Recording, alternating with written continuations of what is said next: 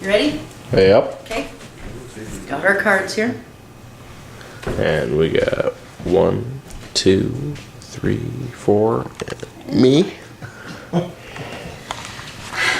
Thank you, please, for everybody coming. I appreciate it. My speech today is going to be about the importance of customer service.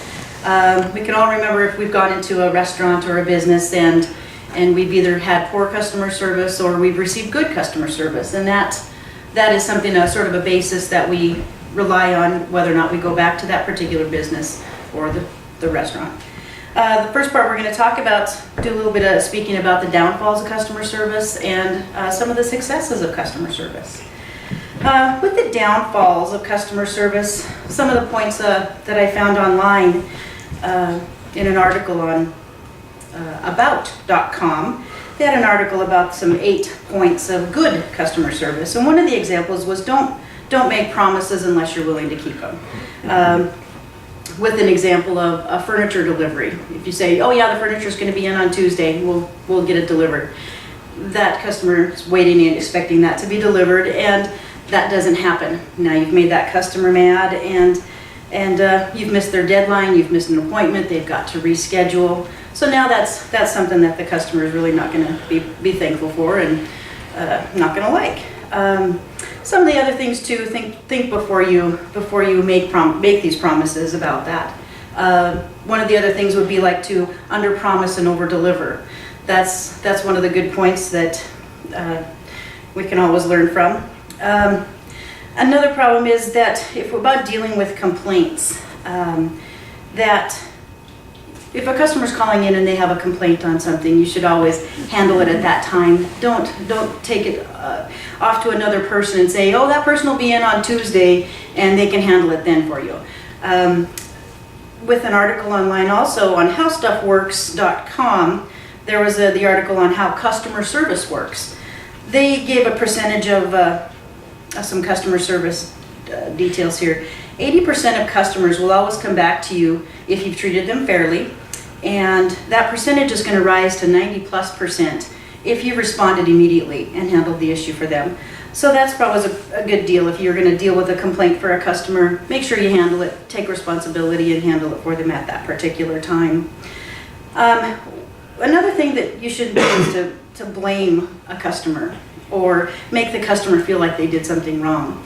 Had a recent experience where I rented a car, and the representative behind the counter rented me the vehicle and said, by the way, as we're getting to the vehicle, it's empty, so you'll need to fill it with gas. But bring it back empty, don't worry about that, just bring it back empty. Well, we had it for a few days, and I had filled it up because as I left the lot, I had 4 miles left to go on the range. So I needed to fill it. So I filled it up, not knowing for sure how much I might use.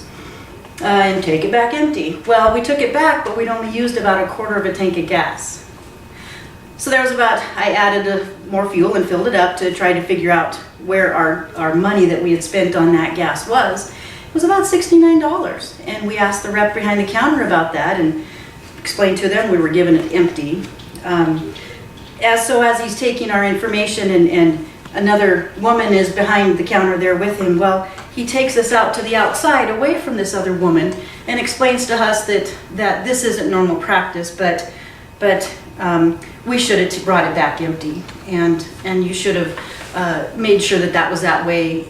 So normally we wouldn't do this, but I'll do it this time, she wouldn't have let me do that. So he was making us feel like we had done something wrong, so that if we rent it again just bring it back empty.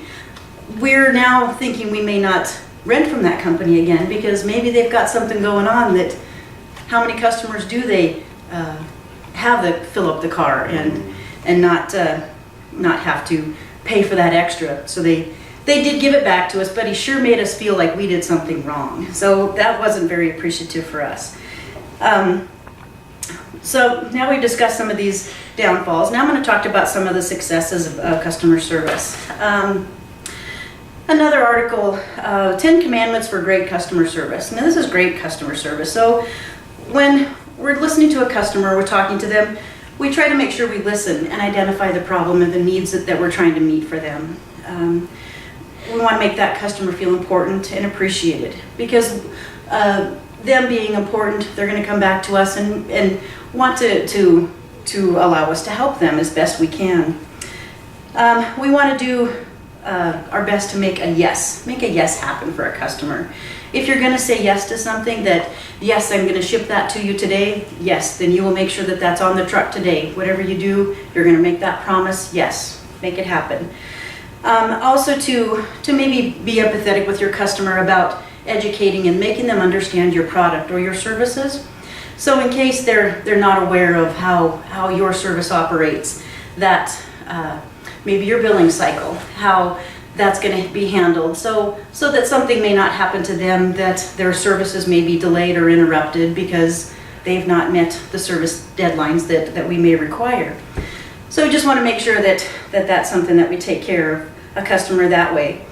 Another good example of successful customer service, in my opinion, it's really hard to find the good parts of a customer service. You can always remember the bad parts. Complain about this, complain about that, you tell the other person.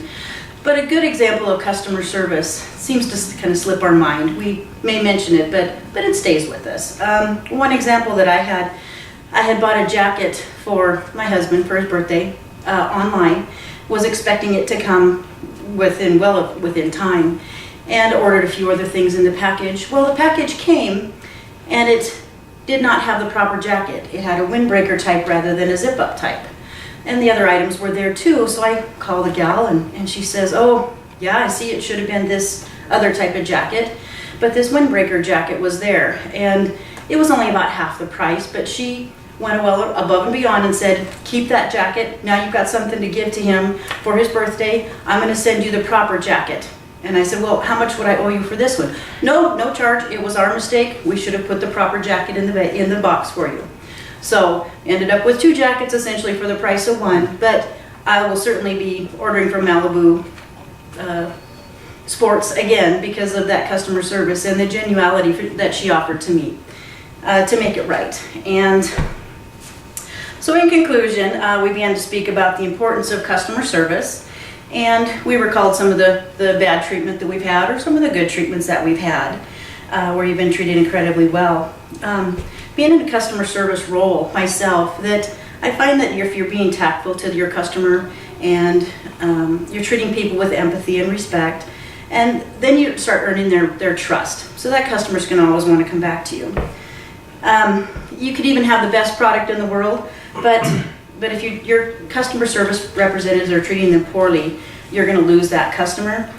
So that makes your customer service reps the most important people in your company. Thanks for listening.